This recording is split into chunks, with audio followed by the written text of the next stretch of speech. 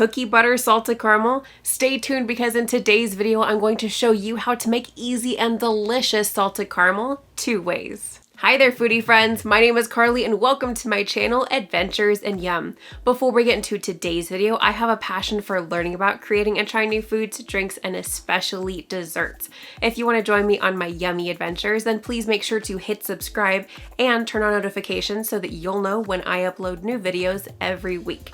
Now, let's dive into today's video. Salted caramel is delicious any time of the year, but it's considered a staple flavor during the fall season. And fall's gonna be here before we know it, so today I'm sharing my easy peasy recipe. Let's start with a simple salted caramel. First, we're adding 1 cup or 200 grams of granulated sugar into a heavy bottom saucepan and placing it on high heat on the stove. Periodically move the sugar around with a rubber spatula. As the sugar melts, it will start to clump up while moving it around. This is perfectly fine. At this point, simply continue to frequently move it around the pan. When the caramel looks like this, we know we're getting close. Once the sugar completely melts and reaches a deep amber color like what you see here, immediately remove the pan from the stove. We're carefully adding a 1/4 cup or 60 milliliters of heavy cream and stirring constantly while doing so. Be very careful at this part because the steam being released is extremely hot. Then, we're adding 3/4 cup or 1½ sticks or 165 grams of unsalted butter and stirring constantly until it's fully incorporated. If it seems like the components aren't mixing together, place the pan back on the stove over a medium heat and stir until everything is fully combined. Finally, we're adding 2 teaspoons of vanilla extract and 3/4 teaspoon of salt. If you want a regular caramel instead of a salted caramel, add 1/2 teaspoon of salt instead of 3/4 teaspoon. Once we've thoroughly mixed everything together, carefully pour that into an airtight container.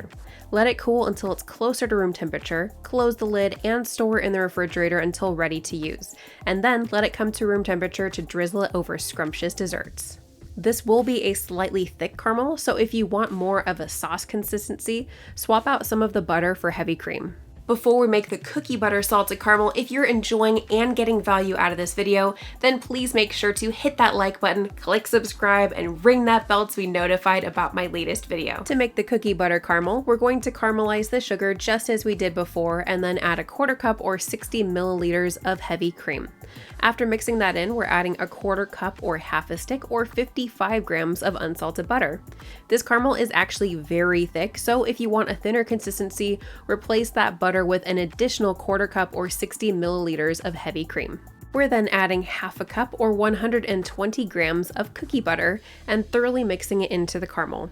If it seems like the unsalted butter and cookie butter have some trouble fully mixing into the caramel, place the pan back on the stove over medium heat. Stir until everything is combined and then remove the pan from the stove. Finally, just as we did before, we're adding 2 teaspoons of vanilla extract and 3/4 teaspoon of salt.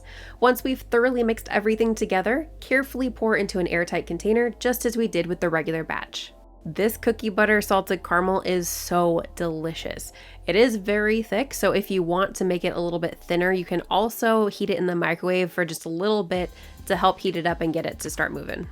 You can also find the written recipes on my website, adventuresinyam.net, and the links for those are in the description below. If you're interested in checking out some of the products that I used in this video, please make sure to check out the video description below for their Amazon links. Thank you so much for joining me today, my foodie friends. I'll see you next time for another yummy adventure.